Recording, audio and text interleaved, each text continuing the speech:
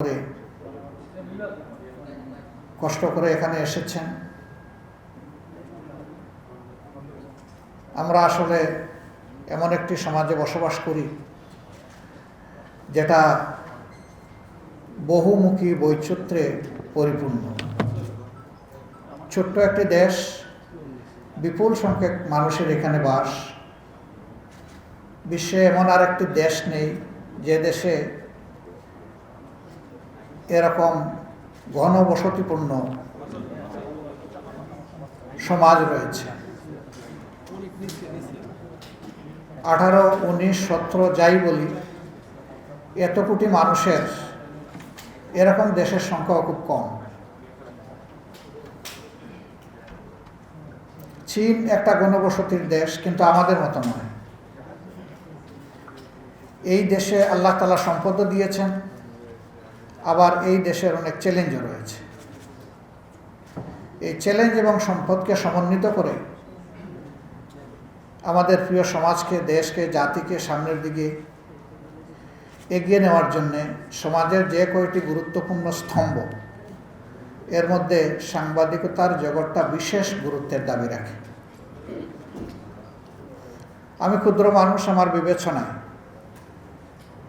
যখন এই সমাজ নিয়ে সামান্য চিন্তা করার সুযোগ পাই, তখন আমি দেখি যে সমাজের দুইটা অংশ সামগ্রিক সমাজকে নিয়ে ভাবতে বাধ্য হয়। একটি আপনাদের সমাজ, আর একটি রাজনীতিবিদদের সমাজ। এই দুইটি সমাজের বাইরে যারা আছেন, তারা হয়তো সমাজের নির্দিষ্ট একটা অংশ নিয়ে ভাবেন, কিন্তু এই দুইটি সমাজকে সামগ্রিকভাবে সমাজের সকল বিষয়ের দিকে দৃষ্টি রাখতে হয়, সবগুলা বিষয়কে অ্যাকোমোডেট করতে হয়। আবার এই দুইটি সমাজের বোঝাপড়া যেখানে চমৎকার, সেখানে সমাজটা একটা কাঙ্ক্ষিত সমাজে পরিণত হয়। আর যে জায়গায় এখানে বোঝাপড়ার কোনো ঘাটতি থাকে, ব্যর্থ হয়ে থাকে, সেখানে সমাজকে প্রত্যাশিত লক্ষ্যের দিকে নিয়ে যাওয়া সম্ভব হয় না। জাতির ক্রান্তি লগ্নে এই দুই সমাজকেই গুরুত্বপূর্ণ দায়িত্ব নিতে হয়। আমাদের দেশ এবং সমাজ খুব বেশি আগের ইতিহাস আমাদের সামনে তাজা না থাকলেও ব্রিটিশ থেকে পরবর্তী স্বাধীনতা অর্জন, পাকিস্তান থেকে বাংলাদেশের স্বাধীনতা অর্জন,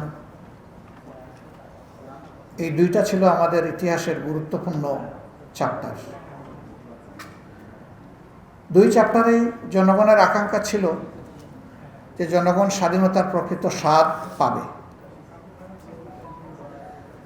পাকিস্তান আমলে বৈষম্যের শিকার হয়েছিল তৎকালীন পূর্ব পাকিস্তান, যেটা আমাদের প্রিয় বাংলাদেশ।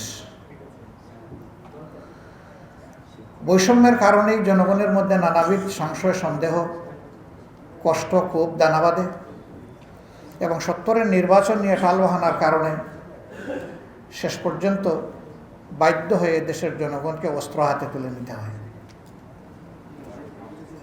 সুসংগঠিত, সশস্ত্র একটা মজবুত বাহিনীর বিরুদ্ধে সেদিনকার যুদ্ধের সিদ্ধান্ত নেওয়াটা অত সহজ ছিল না, কিন্তু বাস্তবতা এদেশের জনগণকে ওই জায়গায় নিয়ে গিয়েছে।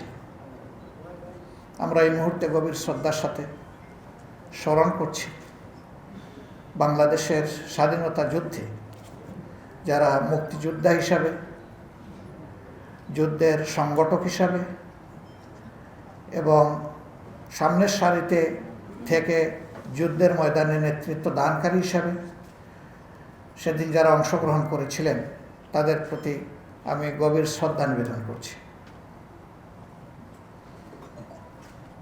তাদের অনেকেই দুনিয়া এখন নেই। তাদের প্রত্যাশার আমানতের ভার এখন জাতির ঘাড়ে এবং বিশেষভাবে রাজনীতিবিদদের ঘাড়ে। রাজনীতি একটা দেশের গতি এবং নীতি নির্ধারণ করে। ইতিহাসের এই পথ পরিক্রমায় আমাদের দেশের রাজনীতিবিদরা জনগণের প্রত্যাশা পূরণে সক্ষম হননি। আমরা শ্রদ্ধার সাথে বলবো, সবাই যার যার দৃষ্টিভঙ্গি এবং জায়গা থেকে চেষ্টা করেছেন, কিন্তু জনগণ দুইবার স্বাধীন হওয়ার পরেও স্বাধীনতার প্রত্যাশিত যে পাওনা তাদের ছিল সেটা তারা অর্জন করতে পারেন। এই অর্জনের পথে স্বাধীন মিডিয়া একটা গুরুত্বপূর্ণ বিষয়, কিন্তু 53 বছরের যাত্রাপথে মিডিয়া বারবার বিভিন্ন ধরনের বাধা এবং চাপের মুখে পড়েছে। অদৃশ্য শক্তি, উপরের অর্ডার, উপরের চাপ, এই শব্দগুলো আমাদের সমাজে বহুল পরিচিত।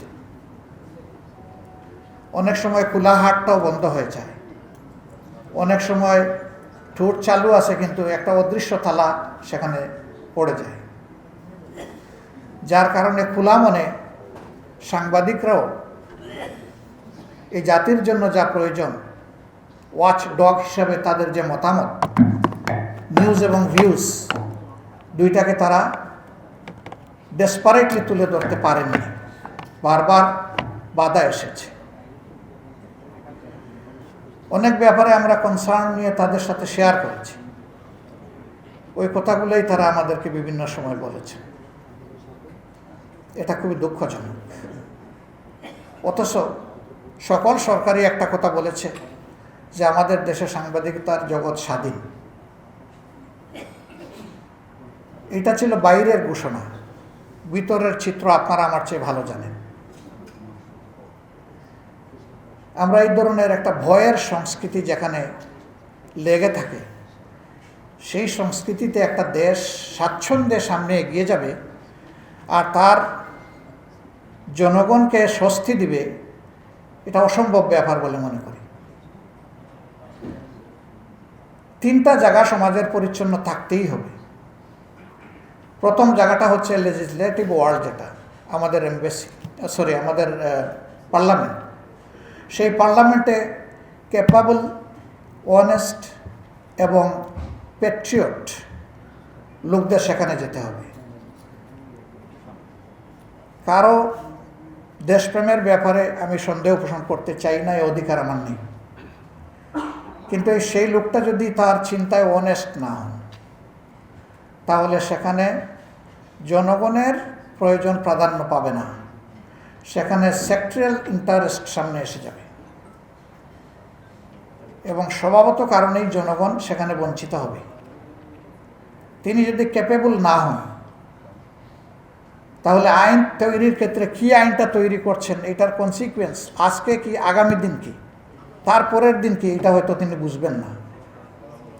একসময় এই ধরনের আইনের তলোয়ারের নিচে তাকেই পড়তে হবে এবং সেটা আমরা দেখে আসছি। এটার কিন্তু বারবার রিপিট হচ্ছে। History repeats itself.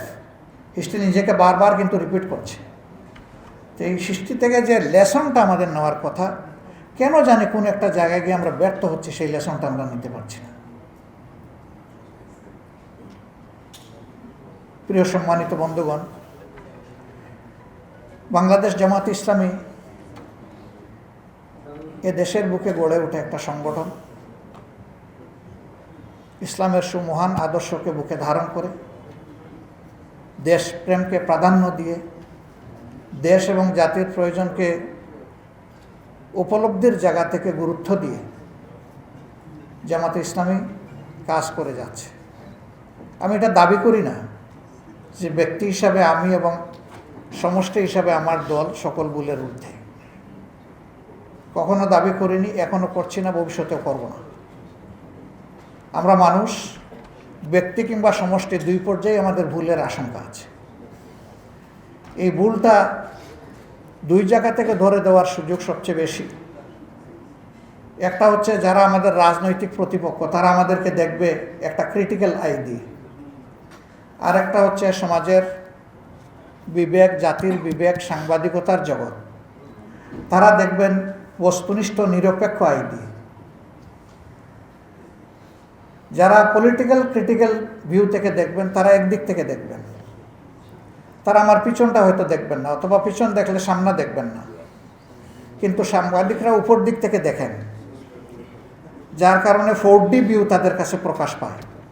তারা সব দিক দেখেন এবং তাদের সমালোচনা, তাদের পরামর্শটা হয় অর্থবহ। বৈচিত্র্যেই বাংলাদেশে প্রধানত 4টা ধর্মের লোক বসবাস করেন।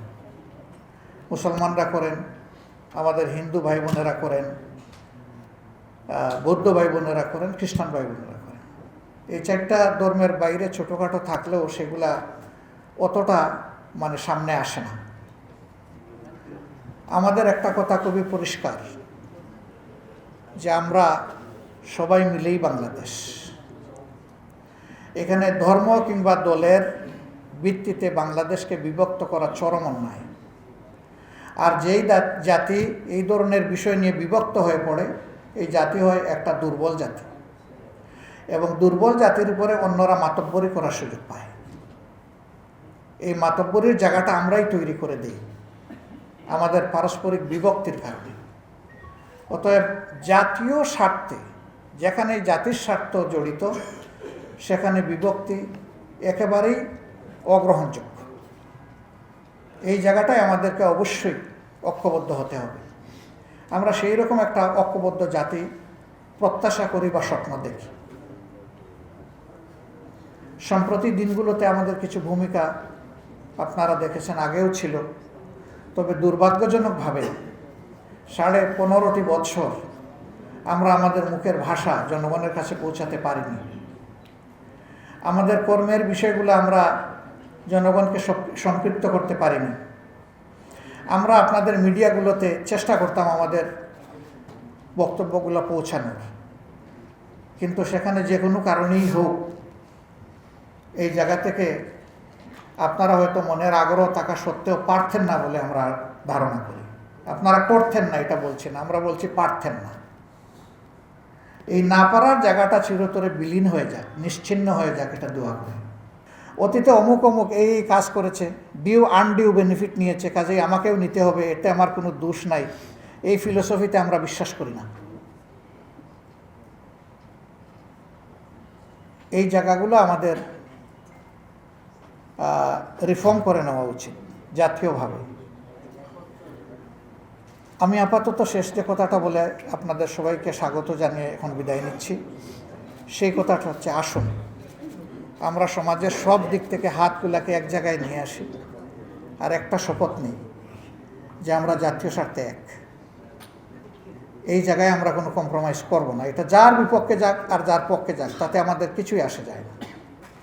সব কিছুর ঊর্ধ্বে আমাদের জাতির স্বার্থ। আপনাদের কলম মুক্ত হোক, শানিত হোক, আপনাদের মুখগুলাও মুক্ত হোক, স্বাধীন হোক। আপনাদের চিন্তার রাজ্যে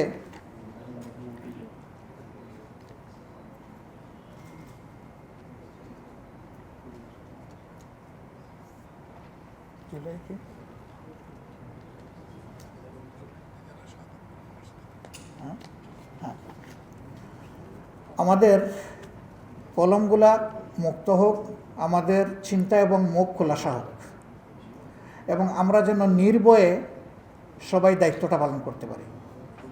একজন কৃষকও যেন নির্ভয়ে তার ঘরে ঘুমাতে পারে, লাঙ্গল নিয়ে তার গরু নিয়ে যেন তার মাঠে যেতে পারে। একজন পিয়ন যেন সেখানে ভয়ের সংস্কৃতিতে না থাকে, তাকে যেন বসের দাসে পরিণত হতে না হয়, এবং সমাজে যারা শাসন ক্ষমতায় যাবেন তারা যেন প্রভু বনে না যান, আর নাগরিকদেরকে তারা যেন তাদের অধীনস্থ দাস মনে না করেন, বরঞ্চ নাগরিকদের দেওয়া কর্তব্য পালনে তারা বাধ্য, এবং নাগরিকদের কাছেই তাদের জবাবদিহি করতে হবে, সেই অনুভূতি সৃষ্টি হবে। সেটা আমরা দোয়া করি আল্লাহর দরবারে। পরিশেষে আমি জুলাই এবং আগস্টে এই আন্দোলন সংগ্রামে যারা বুক চিতিয়ে দিয়েছিল, আল্লাহ তাআলা যাদেরকে এই দুনিয়া থেকে নিয়ে গেছেন, তাদের সকলের মাগফিরাত এবং শাহাদত কামনা করছি। তাদের শোকসন্তপ্ত পরিবারের প্রতি আমি গভীর সমবেদনা জ্ঞাপন করছি। আহত যারা হয়েছে, আল্লাহর দরবারে দোয়া করি তাদেরকে আল্লাহ তাআলা সুস্থতার নিয়ামত দান করুন। 1.5 বছরের শিশু থেকে 90 বছরের বৃদ্ধ এই আন্দোলনে যারা মাঠে নেমে এসেছিলেন, আমি তাদেরকে কৃতজ্ঞতা জানাই। আর যারা জীবন দিয়ে বিদায় নিয়েছে, জাতি যেন তাদেরকে বীরের মর্যাদায় আগামী দিনে সম্মান দেয়, সেই প্রত্যাশা ব্যক্ত করি। সবাই মিলে আমরা এক। মানব সমাজে সব কিছুর ঊর্ধ্বে আমাদের জাতির স্বার্থ। আল্লাহ তাআলা আমাদেরকে বোঝার তৌফিক দিন এবং একসাথে কাজ করার তৌফিক দিন। সবাইকে ধন্যবাদ। আসসালামু আলাইকুম রহমতুল্লাহ।